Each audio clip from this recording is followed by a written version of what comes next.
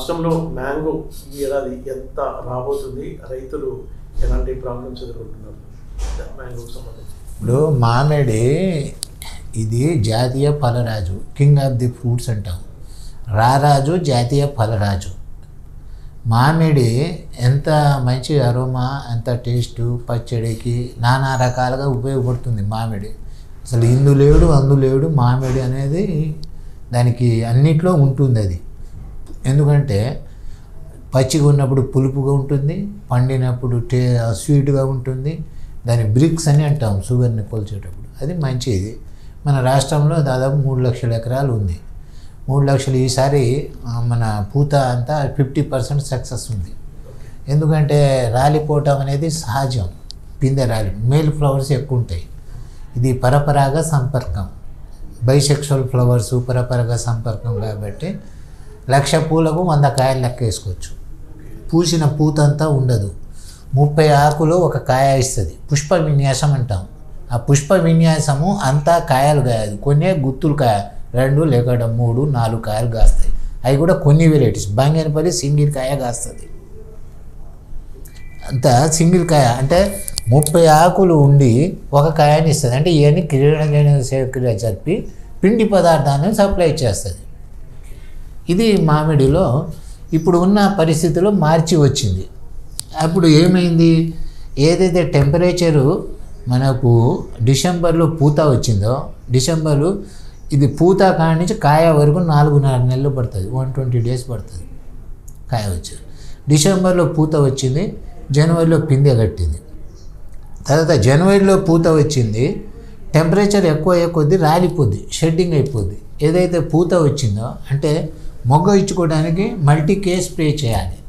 Potassium nitrate అంటే dormancy స్టేజ్లో ఉంటుంది. డార్మెన్సీ స్టేజ్ అంటే నిద్రావస్థలో ఉంటుంది. నిద్రావస్థ నుంచి బయటికి రావాలంటే హీట్ జనరేట్ కావాలి, ఉష్ణోగ్రత పెరగాలి. ఉష్ణోగ్రత పెరగాలంటే పొటాషియం నైట్రేట్లో కొద్ది హీట్ జనరేట్ అయితే మొగ్గ పొగులుద్ది. అది సహజ లక్షణం. ఆకులు ఎండాకాలం ఎందుకు రాలుతాయి? ఆకులు ఎండాకాలం ఎందుకు రాలుతాయి? ఏ చెట్టుకైనా ఆకులు అది ఏం చేస్తుంది, వింటర్లో నిద్రావస్థలో ఉంటుంది. అప్పుడు దానికి ఏం చేస్తారు, మళ్ళీ ఎండాకాలం వచ్చేసరికి దానికి పిండి పదార్థాలు సరిపోవు. అంటే టెంపరేచర్ ఎక్కువ అయిపోతుంది. టెంపరేచర్లో ఎవాపో ట్రాన్స్పిరేషన్ ఎక్కువైంది. ఎవాపో ట్రాన్స్పిరేషన్ ఎక్కువైనప్పుడు ఆకులు రాలటం సహజం. హీటు ఏదైతే నీకు అదే తొలకరిలో మంచిగా ఉంటుంది. ఎందుకంటే చెట్టుకే నీళ్లు, దాని మొదళ్ళకే నీళ్లు సరిపోదు, ఆకులకి ఆడ సప్లై చేస్తుంది. అది అందుకే రాలిపోతాయి. ఇది లాజిక్ నేను చెప్పేది, నేచర్ యొక్క లాజిక్. అందుకోసం ఆకులు ఎండాకాలం రాలిపోతాయి. అలాగే మామిడి ఎందుకు రాలిపోదు, నీళ్లు ఇస్తున్నావు. నీళ్ళు ఇచ్చినాక దానికి నువ్వు సప్లై చేస్తావు. చేసినాక పురుగులు అనేది సహజం. పురుగులు ఏం పురుగులు, తేనె మంచి పురుగు, ఆకుమచ్చ తెగుళ్ళు. ఆకుమచ్చ తెగుళ్ళు ఎప్పుడు వస్తుంది, దాన్ని పక్షి కన్నుల తెగుళ్ళు అంటాము. వర్షాకాలంలో వస్తుంది. ఆకుమచ్చ తెగులు రాకుండా ఏం చేయాలి, నీమాయిలు కొట్టాలి. మనోళ్ళు నీమాయిలు కొట్టరు. తర్వాత రసాయనిక ఎరువులే వాడతారు. రసాయనిక అంటే సింథటిక్, మనం తయారు చేసిన ఎరువులు. ఊరికే ట్యాబ్లెట్స్ తింటే ఏమవుతుంది, అన్నం తిన్నానే వాడు ట్యాబ్లెట్ వేసుకోమంటాడు. మనము సేంద్రియ ఎరువులు వేయకుండానే రసాయనిక ఎరువులు వేస్తాం. ఎట్లా తట్టుకుంటుంది అది భూమి? ఎట్లా తట్టుకుంటుంది? నువ్వు తినకముందు ట్యాబ్లెట్స్తో బతుకుతావా నువ్వు అన్నం లేకుండా? నీకు ఒక న్యాయము, భూమికి ఒక న్యాయమా? అట్లాగే కదా చెట్టు కూడా సేంద్రియ ఎరువులు వేయాలి. ఆ సేంద్రియ ఎరువులు కూడా సరి సమానంగా వేయాలి. వేసినప్పుడు అది ఎదుగుతుంది. అయితే ఇప్పుడు ఉన్న మామిడి 50% ఉంది. ఈ 2 రోగాలు ముఖ్యమైన రోగాలు. ఒకటి పండు ఈగ, రెండోది ఈ మన టెంకాయ పురుగు అంటాం.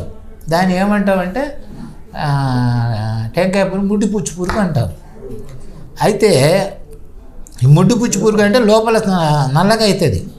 ఏమైతే పిందె దశలోని ఆ లార్వా దాంట్లో పోతుంది, దాంట్లోకి పోయి అది ఉంటుంటుంది. ఈ చెట్టు ఆకులు ఉన్నన్ని రోజులు మంచిగానే ఉంటుంది. ఎప్పుడైతే కాయ తెంపుతావో ఆ టెంకాయ పురుగు పెరుగుద్ది. దానికి ఆహారం ఉండదు కదా ఆకులది. దీంట్లో ఏం చేస్తుంది, నల్లగా ఉంటుంది. దాన్ని మనం టెంకాయ పురుగు అంటాం. స్టోన్ వీవీల్ అంటాం. స్టోన్ వీవీల్, స్టోన్ని లోపల వీవీల్గా తయారవుతుంది. అది ఏమైంది, కాయ తెంపినాక అది ఎక్కువ అవుతుంది కాబట్టి ఏం చేయాలి, దానికి ఇరాడియేషన్ పెట్టాలి. క్యాన్సర్కు రేడియేషన్ ఎట్లా ఇస్తామో ఈ కాయకు ఇరాడియేషన్ ఇస్తే ఫర్దర్ పెరగనియదు, అది లోపలే మాడిపోద్ది. అప్పుడు ఇరాడియేషన్ చేయటం వల్ల మన కాయలు ఎవరు కొంటారు, ఆస్ట్రేలియాకు ఉంటుంది, అమెరికాకు ఉంటుంది. మనం ఏమైంది, టెంకాయ పురుగు వచ్చింది, స్టోన్ వీల్ వచ్చింది, కోసి అవతల పడేస్తాం. అది వేపర్ హీట్ ట్రీట్మెంట్ ఎవరు కొంటారు, జపాన్. వేపర్ హీట్ ట్రీట్మెంట్ దేనికి, ఫ్రూట్ ఫ్లైస్కి, పండు ఈగకు. ఏదైనా దాన్ని తీసేస్తుంది అన్నట్టు. ఏదైతే కాయ తెంపుతామో, కాయ తెంపినప్పుడు దానిలో రెస్పిరేషన్ ఉండదు కదా, కిరణజన్య పిండి పదార్థాలు ఉండదు కదా, ఇవి పడేసింది కదా. ఇక టెంకాయ పురుగు ఏం తినదుగా, ఈ టెంకాయనే తింటుంటుంది. కాబట్టి ఇరాడియేషన్ ప్లాంట్ అవసరము. అమెరికా వాళ్ళు అది ఉంటేనే మేము కొంటామన్నారు. ఇప్పుడు అర్థమైందా, ఇరాడియేషన్ దేని ద్వారా, ఇలా గామా రేస్ ద్వారా ఇవ్వాలి. మనకు కూడా గామా రేస్ ఇస్తారు కదా క్యాన్సర్ పేషెంట్, అట్లా. ఇది మామిడి ఇరాడియేషన్ ఇక పెట్టబోతున్నారు, రాబోతుంది. ఇరాడియేషన్ ప్లాంట్ మహారాష్ట్రలో 2 ఉన్నాయి, మన దేశంలో మొత్తం 18 ఉన్నాయి. బెంగళూరులో 1 ఉంది, గుజరాత్లో 4 ఉన్నాయి, మహారాష్ట్రలో ఒక 3 ఉన్నాయి, అన్ని కలిపి 18 ఉన్నాయి. అది బార్క్ అని ఉంటుంది, బాబా ఆటమిక్ ఎనర్జిక్ రీసెర్చ్ వాళ్ళు చేస్తారు. వాళ్ళు ఇస్తేనే కొనాలి, ఎవరు పడితే వాళ్ళకి దొరకదు. అది పెడితే దాదాపు సంవత్సరానికి 32,000 టన్నులు. ఒక దీనికే కాదు, నీకు చిల్లీస్కి దేనికైనా పనికి వస్తుంది ఆ ఇరాడియేషన్ ప్లాంట్. ఈసారి మామిడి ఆశాజనకం ఉంది, మార్కెట్ కూడా బాగుంది. ఏ టెంపరేచర్ అయిపోయా, పూత వచ్చింది, పిందె వచ్చింది, ఇక ఏం ప్రాబ్లం లేదు, ఏం ప్రాబ్లం. కాకపోతే ఏదైనా వాన వర్షాలు వస్తే ప్రాబ్లం. అంటే మన వాళ్ళు ఏం చేస్తారు, బలం పెడతారు, కాయ కాస్తుంది. కాయ కాసినాక తెంపేసినాం కదా, తెంపేసినాక మళ్ళీ కత్తిరింపులు చేయాలి కదా, మళ్ళీ బలం పెట్టాలి కదా, వదిలేస్తారు. వదిలేసేసరికి వీక్ కొమ్మలు వస్తాయి. ఒకసారి కాయలు తెంపేసినాక వీక్ కొమ్మలు వస్తాయి. ఏంది, అసాధారణ ఖాతా అంటాము. ఈసారి పుష్కలంగా ఇచ్చింది, నెక్స్ట్ ఇయర్ ఇయ్యదు. ఎందుకు ఇయ్యదు, ఒకసారి పులుగు పండినాక మళ్ళీసారి ఆడ పండుతుంది. అది ఇరాడియేషన్ ప్లాంట్ ఈ సీజన్ రాదు, ఇంకా 2 ఏళ్ళు పడుతుంది. 2 ఏళ్ళు. దాని కన్స్ట్రక్షన్స్ 2 years. అది మన చేతిలో లేదు, జిఎంఆర్ వాళ్ళు ప్రపోజ్ చేశారని విన్నాను, నాకు కూడా తెలియదు పూర్తిగా. ఇరాడియేషన్ గురించి చెప్తున్నా.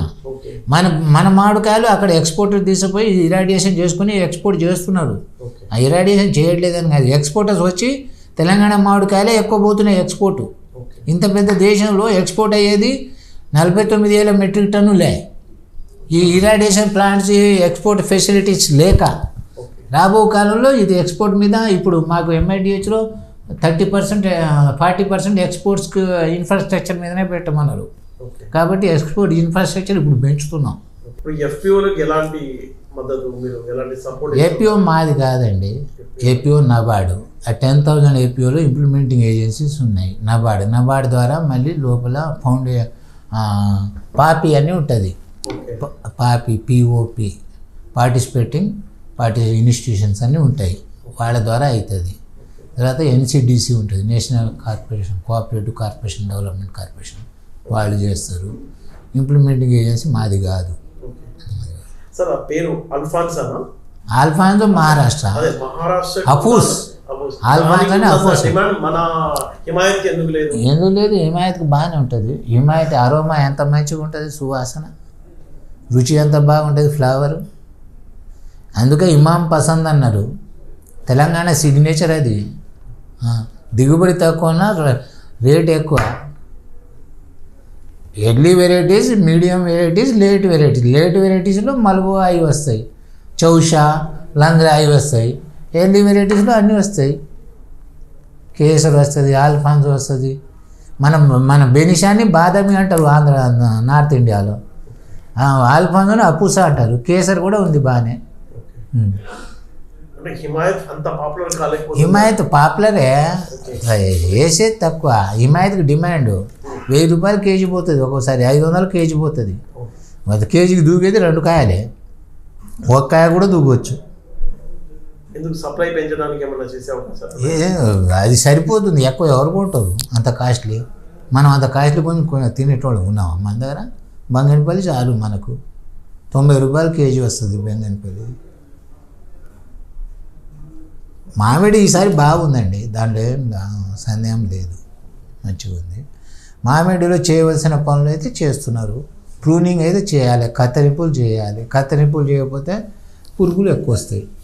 ఏరేషన్ గాలి ఆడాలి కదా, గాలి ఆడకపోతే ఎట్లా? పీల కొమ్మలు కాత కాస్తాయా? కాయవు. నేలబారు కొమ్మలు కాస్తాయా? కాయవు. మా గొడుగు కొమ్మ తీస్తే సూర్యరశ్మి తగలాలి.